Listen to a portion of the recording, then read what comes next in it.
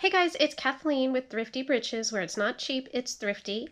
I am a full-time school counselor and a part-time reseller. I opened up an eBay store during COVID with my sister Karen, who is a full-time kindergarten teacher and a part-time reseller.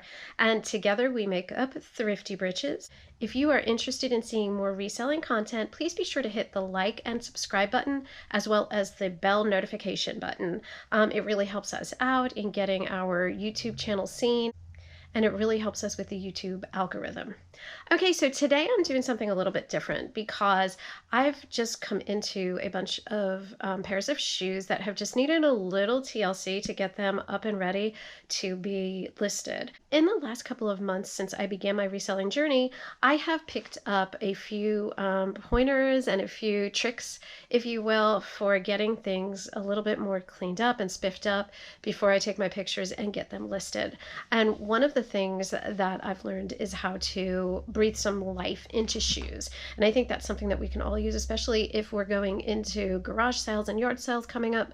When yard sale season comes around, a lot of the things that I pick up there are a little bit beaten up. And so if I can, there goes Lily. And so if I can clean them up a little bit and breathe some life into them, then I'm able to increase my profit margin.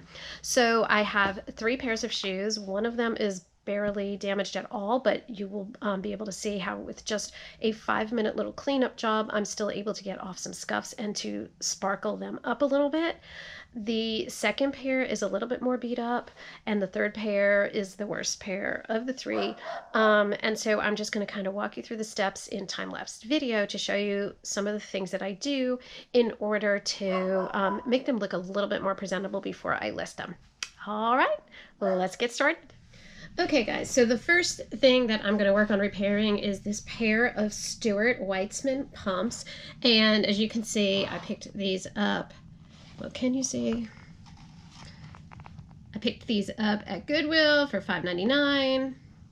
And they are in decent condition, although they do have a few little scuffs, like on the heel and on the sides. And so I saw this YouTuber who, and you see that scuff there, who suggested using hand sanitizer and some Windex over here in order to clean them up. So I'm going to put it on hyperspeed and see if you can see the difference.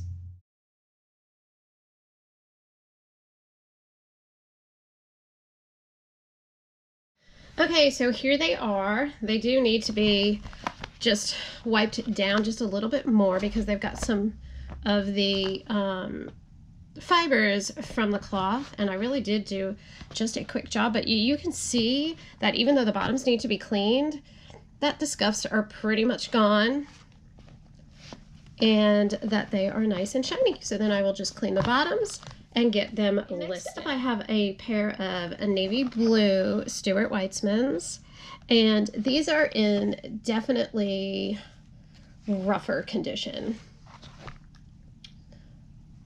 So they have a lot more scuffing. You can see there's a stain here. And so I'm going to have to do kind of a 3-prong attack. I'm going to clean the bottoms because the bottoms are super nasty. And I'm also going to do some Wonder Balm or Wonder Balsam on the leather here. And then I'm going to do the patent leather treatment on the tops.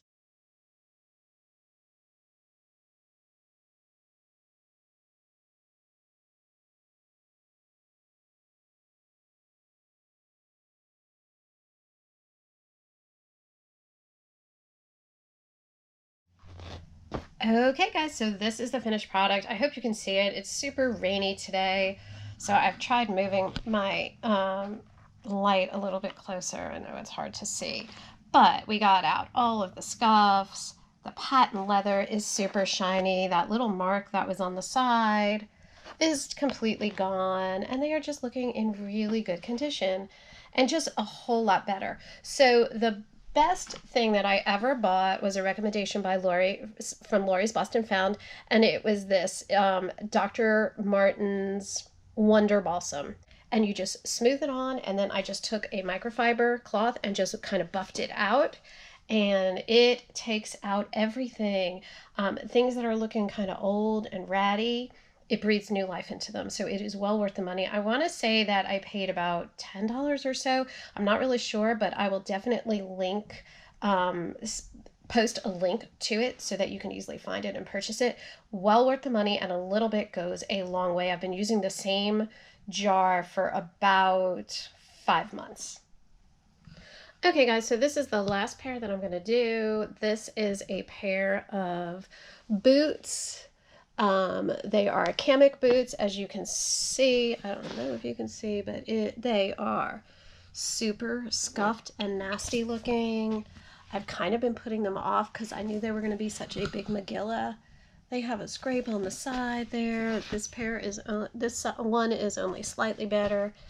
And so I am going to try to work my magic with the Windex and the hand sanitizer. All right, here we go.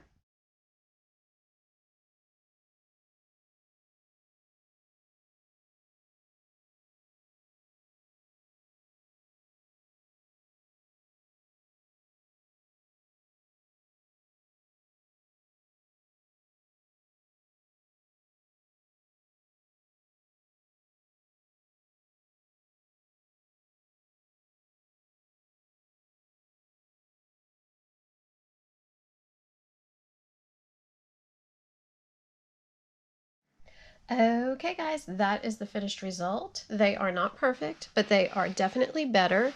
I was able to get all of the stains off, although they were not actually scuffs. I thought they were, but the hand sanitizer did do a lot to break up the material. It was kind of like an adhesive type of thing, but it came off. It didn't leave any marks.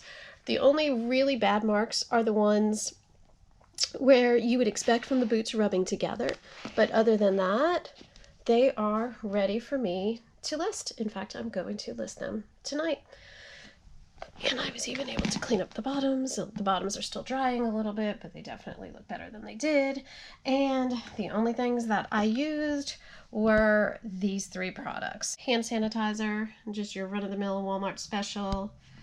Dr. Martin's Wonder Balsam.